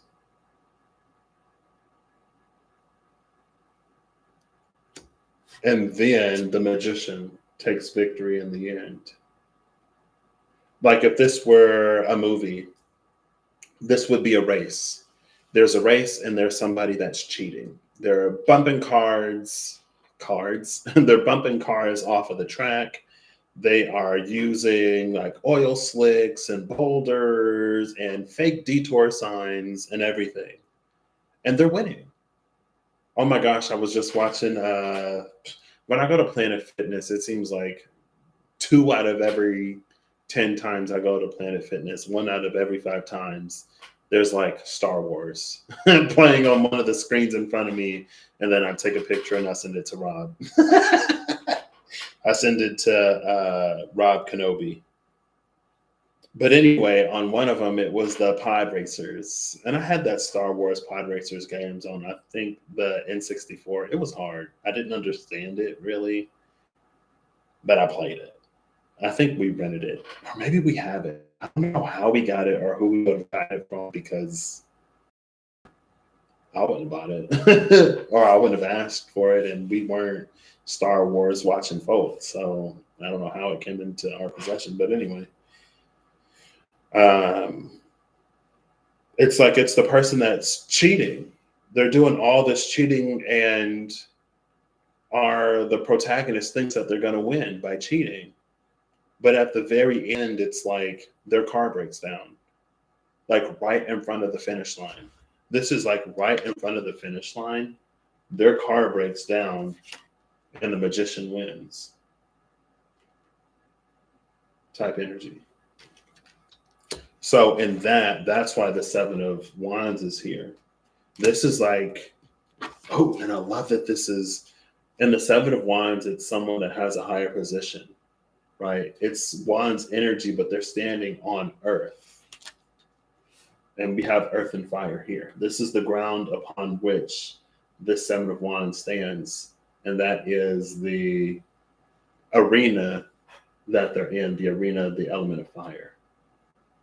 There's also this energy of like having integrity and holding true, sticking true to who you are and what you're about. Because at the end of the day, the cheater, like liars never win type energy. It may seem for a while that they are, but it's like, again, at the very end, something falls apart and they lose. But if you were to start cheating, then you may also lose.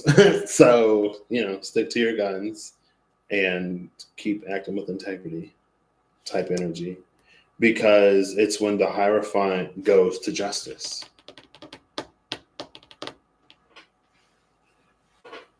It's like the Hierophant goes to its justice system. I just saw that. Ugly Betty, maybe. It's like, let's say that there's someone who commits a crime and they know the judge and they're very wealthy. And so they think they can get away with anything. And let's say in this metaphor that you are the person wronged, because I'm assuming you're the magician. You could be the moon. You could be the shady Hierophant. You could be the Four of Pentacles. Take it as it resonates. When it resonates, put yourself where you are. Sometimes it ain't a you or them. Sometimes it's just energy. Right? But, it's some Hierophant. It's some Hierophant, Moon, Four of Pentacles people out there. It's some Magician, Ace of Pentacles, Ace of Wands, Seven of Wands, Seven of Swords people out there. But it's like there's someone who thinks that they're going to get away with something. So they go to justice. They're like, oh, bring in the legal system. The judge is in our back pocket. But at the last minute, there's a change in judges. And the judge that actually ends up presiding is one that isn't being paid off. And so the verdict goes to the magician, much to the chagrin of the moon. It's like Hierophant goes to justice, or Hierophant plays justice, but at the end of the day, in that moment that has a word, there's a word for that moment, actual justice shows up, and not the version of justice that the Hierophant has created. Actual justice shows up. And because there was an integrity held on the side of the magician, regardless of what the world says or thinks, because that person still stood strong, true justice will see them as the winner. They'll walk away with everything. They may walk away with things that they didn't even ask for. They'll get what was withheld and more.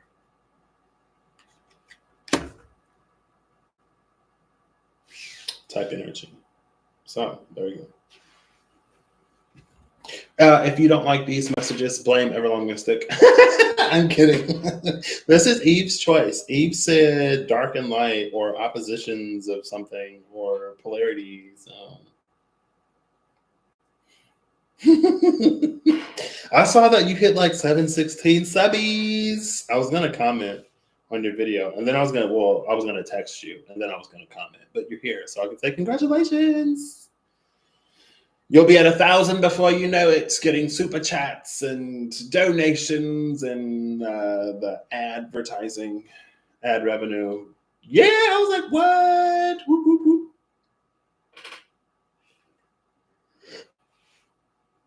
Wait, you didn't know? Wait, does that emoji reaction mean that you didn't know? I noticed it like yesterday. I was watching your Pisces video. I was like, oh, I think it was 7:15 or 7:16.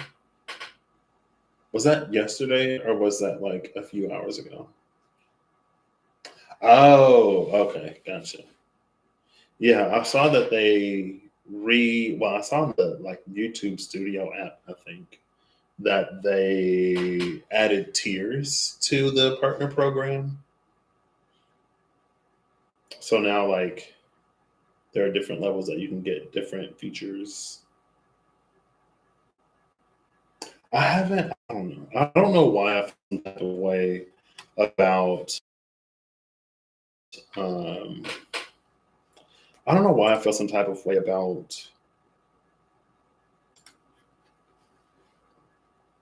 putting like my card on YouTube or like linking YouTube to my bank account, even though I'm pretty sure my card is in my Google Wallet or whatever. But I'm just like, oh, I don't know. There's something about it. I'm like, that's why I haven't sent super chats or joined anyone's group. I don't know. I don't like, I'll get over it at some point, I'm sure. But I'm just like, I don't know. Something about, I'm a little leery about putting my link in my YouTube to my, it's fine. Nobody asked. But now, like, more and more and more of my faves are having channel memberships. And I'm like, is this some stupid, stubborn thing that I'm doing? Because, like, I want to join and I want to support, but I don't know how I feel about my money being on YouTube. It's fine. But yeah, this is actually like, I feel like we should do 3 just to like have a nice odd number. But it's 2. One that ended in a tie, one that goes to the left side. Left side 1, right side 0. Well, we'll do left side 2, right side 1, because 1 went to both.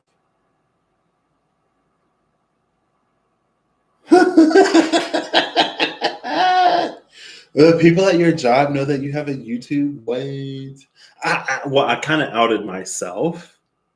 But somebody at work, it was during the October shutdown when we were all there. Somebody at work was like, oh, so I hear you read tarot cards. I was like, what? You heard what? Like, what? What are you talking about? Oh, I was like, ah. But nobody has my channel, thankfully. I would never, okay? I was joking. I was like, oh, well, now that you know, I gotta quit this job, get a whole new job, move to a different city where nobody knows. You came out of the, wait, maybe you said that. I almost feel like I remember you saying that. I was forced out of the broom closet this October, a few weeks before Halloween. At my current job, I came out of the broom closet at my last job last year, because we were like watching Stranger Things and talking about Stranger Things, and Matthew gifted me the Stranger Things tarot, and I brought it to work. So I outed myself that time. But this time I outed myself because it was on my Facebook. And it was a public post on my Facebook, and it was literally the first thing on my page to the public. So anybody who looked me up would have seen it. So anyway, who is this? The Queen of Cups. Is this our Seven of Swords? I guess it's interesting. It's a Rob Kenobi. Oh, snap. I was just talking about you, Rob. I was just talking about how every other time I go to the gym, there's Star Wars playing on the TV, and I take a picture and I send it to you. How are you doing today? Also, I need to catch up on your catalog. I was going to do that today, and those resources that you gave me, because I think it's time. Most of the people you work with are either not into tarot or think you're going to somehow summon demons. Tough crowd. Oof. Oh, there's that Hierophant. The Hierophant and the Two of Pentacles. Like, look how many. These were all the cards in between these. And I've been shuffling this. These are both of the cards on the right side. Bottom of the deck is the King of Coins. So we got the King of Coins and our Queen of Cups. Oh, yeah, because, oh, you can't even see her. Where did she go? King of Coins, Page of Coins. Where's the Queen of Cups? Where did she go? Hold on, where did I put the Queen? The Queen of Cups looked like the Seven of Swords. And it was interesting how it went from Eight of Cups to the Seven of Swords. And I was like, these feel like the same person. And then the Queen of Cups came out. But apparently she's in the deck somewhere now. Queen of Coins. That's weird. She was just in my hand and she's not on the table. I thought she was at the top of the deck. Queen of Swords. I don't know. Anyway. How are you doing, Rob? How is Mr. Kenobi today? Oh yeah, because I think I sent you the last time I was at the gym, I sent you that video. And then you sent me some resources. And I was like, these are not the messages I was looking for. I remember that. I've actually been meaning to reach out to you. I'm doing all right. I guess. I'm doing well. I'm doing very good. I was actually going to send you a message about something else too. But that is unrelated to the special project that I'm working on. I keep saying special project. It's nothing that anybody will ever see.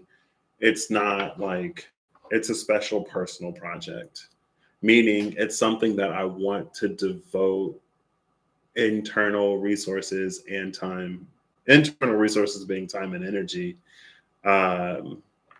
to delving into further. But it's not like I'm not creating something that I'm going to put out into the world. Hopefully. I mean, I guess never say never, right? I was like, I should send Rob a message. And now you're here. I probably still will. But yeah, I'm doing pretty well. I feel like I'm at an interesting, we talked about this. I'm pretty sure the last time I talked to you, we talked about this. About kind of sort of where I am in life. Where I'm like, you know what? I feel like I made the right next step. And I'm ready to take a leap type energy. But ultimately, I'm doing well. Surprisingly. I'm doing surprisingly? I guess I shouldn't be surprised. My situation feels like at the moment a little better than I thought it would. Like things ended up falling into place, thankfully, because there were some things that I needed to happen, and they happened. And it's happening relatively smoothly. So I'm doing well. I'm doing very well. Thank you for asking and for helping me find the wellness in the space that I am in. Thank you for helping me appreciate my now with that question and to pull away a little bit from the things that I am desiring to do. Thank you, Kirsty. Kirsty coming in with the carols. How you doing, Kirsty? I look like I've got energy. It's the Oracle juice. It'll do it. My secret, a glass of Oracle juice throughout the course of the live. That ends up being mostly in the beginning because I drink all of it. And I couldn't get a second glass today. Anyway. Thank you. I appreciate that. I saw the new podcast. It's a podcast, right? I literally just saw it. I'm trying to think. I can see the image you posted and the thumbnail in my mind and the active imagination. There you go. I have like the words create and image in my mind. The word image is in my mind because I can see the word image vaguely on the thing, but also the word create is coming to mind. So your Christmas Oracle just on Saturday. Are you going to go live? Are you going to post an Oracle Juice video on?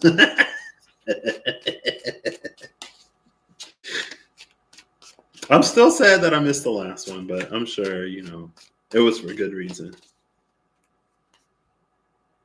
That card is still at the bottom of the deck.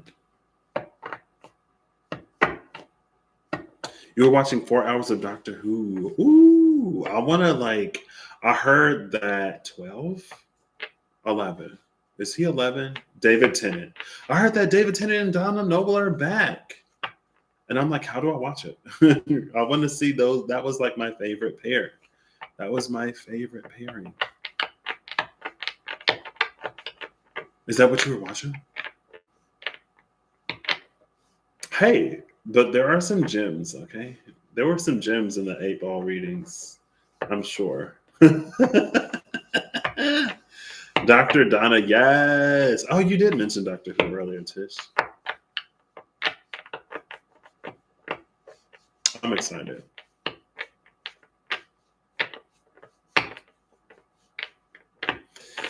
All right, we're done with these.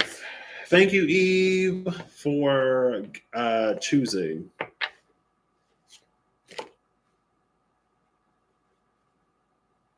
Isn't that ironic? Is it ironic that I thank you for choosing when you chose a ticket that didn't get a reading? But then you got a whole video. I remember that. I was like, and if you chose ticket number 3, then you don't get a reading. Bye. And he was like, wait, I chose that one. See, I told you. I told 3. I was like, if you chose a ticket that didn't get a reading, you made the right choice.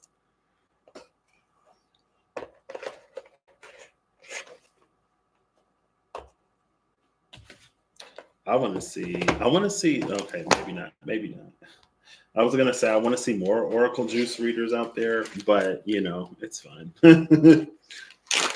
I was just like, wow, it's been a minute. I've gone live like at least 3 times consecutively with no alcohol. Who am I? I'm a Pisces. It is my birthright to drink. It is very Dionysian and Neptunian of me to be constantly inebriated or somewhere else. I'm kidding. It was jokes. It was a joke. I do wish I can grab another glass though. So. Oh, that's why I say take it as it resonates. Or I'll be like, oh, we're entering real take it as it resonates territory. It's time to dial up your discernment. Because I don't know what this is. I don't know where we're going. Sandra! Hi. How are you? All right. It's almost 10 o'clock, and I still haven't heard from my number one fan. I wonder if she's watching. What is this?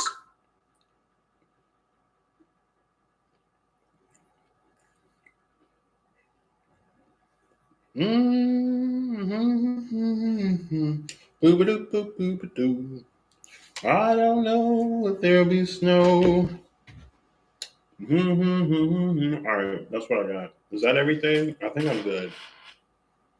I wanted to roll the dice. I'll roll the dice. We'll see. We'll see. We'll see. Sharon! I remember that old, back when they would have celebrities making World of Warcraft commercials, and there was the Ozzy Osbourne one. I remember the Night Elf Mohawks from Mr. T's World of Warcraft commercial. I remember Aubrey Plaza.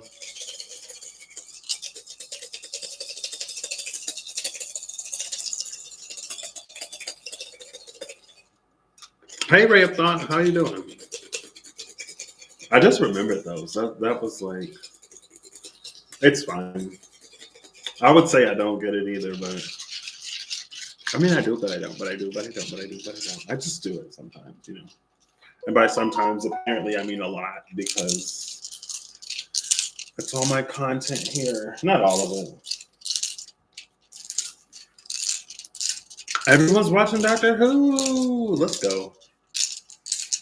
I was over there and I looked at, I didn't check Hulu. I don't know if my friend has Hulu. I looked at Netflix. I looked at Prime Video. I even looked at Disney Plus. And they had like classic Who on Netflix, I think. But I was like, I'm in the UK. Like, they should have it on some kind of streaming platform. Right?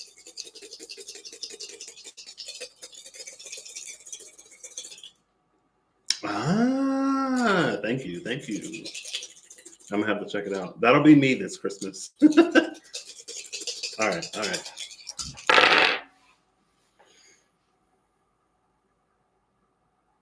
Oh, I gotta go to the restroom. I got a potty. Potty.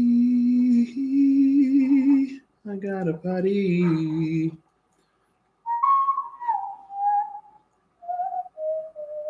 Wait, I'm missing a die. Where's my D4? Where's my D4? Hello? Oh, it's right here. It's still in the bag. Cool. All right.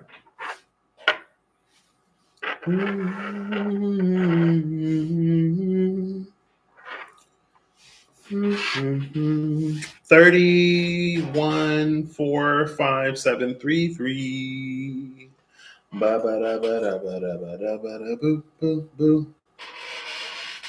It would explain some things.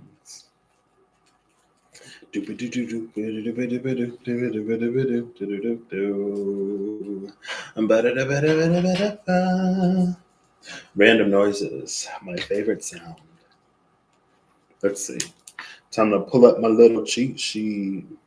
Cheat sheet. And then we're gonna say, see you later. I'm kind of surprised I'm still awake. I got like collectively 4 hours of sleep last night. But I'm feeling pretty good. I'm feeling pretty energized. I'm feeling here. Feeling with it.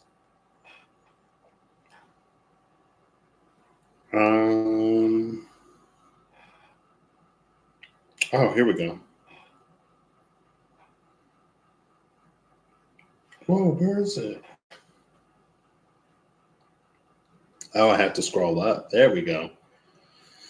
So we have the Ten of Water, the Emperor Leo, the Crown Chakra, the Solar Plexus Chakra, and the element of air. You finally got back into reading books after you exhausted Netflix. I went to a doctor's appointment with my buddy and in Cabot Square, Canary Wharf.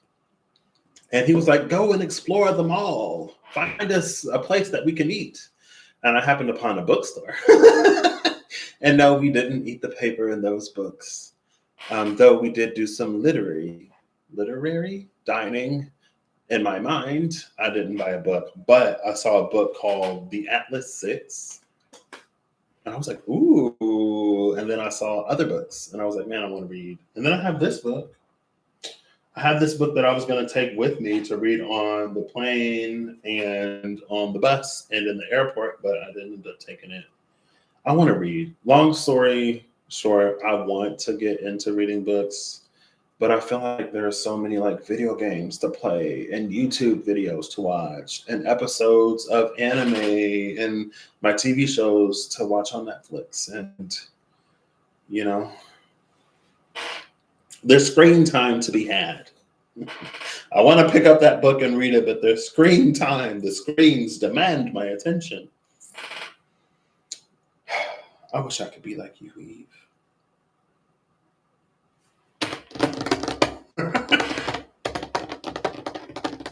Where you, man? Oh, now I'm tapping my fingers against tapping my fingers on the desk. So the Ten of Water is the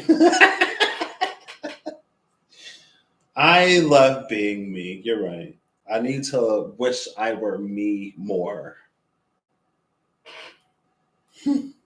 But there are some Eve qualities that I would love to add to my arsenal. I feel like they would help a lot. Imagine if I could finish a series of like zodiac readings or a series of any readings. Imagine. I would have a lot less half-finished playlist. That's fine. The Ten of Water is interesting. The Ten of Water is the 10 of essences. And where I draw the distinction between the essence and the soul is who we are in absolute totality. The essence combines our knowledge of who we are with our, I feel like I'm getting into Rob's territory now a little bit. The essence combines our knowing of who we are with the characteristics that we probably more willingly embody, right? So, come on. There's I saw, like Rob said it, and then I saw the video. It's Jungian. There's like the self, and then there's the self that we don't see. Kind of like the unconscious self or the repressed self. The essence is more than just our awareness of self. It's the aspects of self that we breathe life into. Right? And then we have the Emperor. So this is one who has like a healthy enough relationship with themselves that they don't act as unconsciously all the time, or they don't act as unconsciously as frequently, meaning there aren't things that they're trying to repress that ends up making their choices and decisions for them as much. It's the one, and then we have Leo energy, which I love because then it adds a magnetism to it. So this is almost like, because one, and then we have the crown and the solar plexus more so than the crown.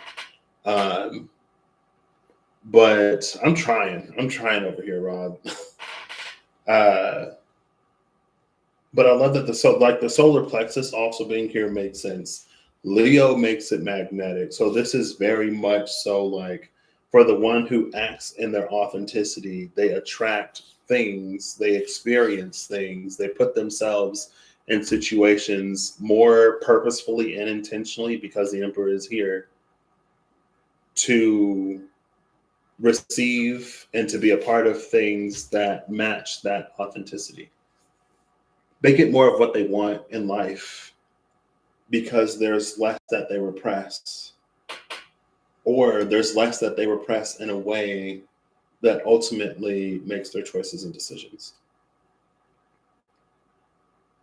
Because sometimes repression can lead to avoidance, and avoidance is a whole network of choices and decisions and created patterns and masks, and it's a whole charade.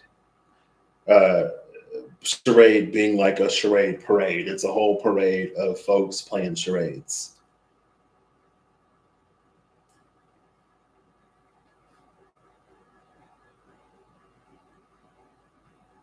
And then we have the three being air, the element of air, almost partnered with an aspect of that solar plexus is how we consciously, semi-consciously, and unconsciously communicate those things of self to the world around us. Right? It's like, for example, if we repress a lot, or if we are significantly self-repressed, we may just happen to find ourselves both in situations that require further repression. That one's not like if you're repressing something, you're going to choose things, you're going to make choices and decisions that support that repression. So it's like you naturally sort of put yourself in positions that require further suppression and repression because that's the place that you made that choice from, right? It's like if you make choices based upon avoidance, if you avoid sugar and so you don't go to bakeries or fast food places or whatever, you're going to make choices that put you in an environment where there is no sugar and your avoidance of the sugar. But when it's done out of repression, it creates further pressure, although it abides by and according to the desired outcome or whatever. But it's how we communicate it, both consciously, semi-consciously, and unconsciously, with this air element. And then it feels like the crown just adds a metaphysical element to it, right? There's the very logical, if you are afraid of spiders, you are going to do your best to avoid rooms with spiders, buildings with spiders, movies with spiders, people with spider tattoos, Spider-Man.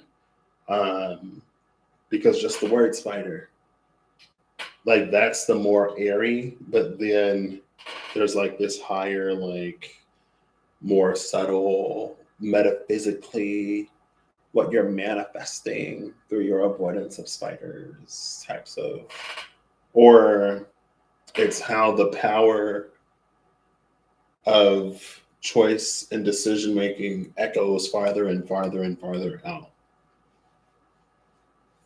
So this video is over. Eve's gone. Video's over. Okay, bye. Thanks you all for being here. Thank you, Eve and Rob and Sandra and Kirsty and Trish and Ray of Thought.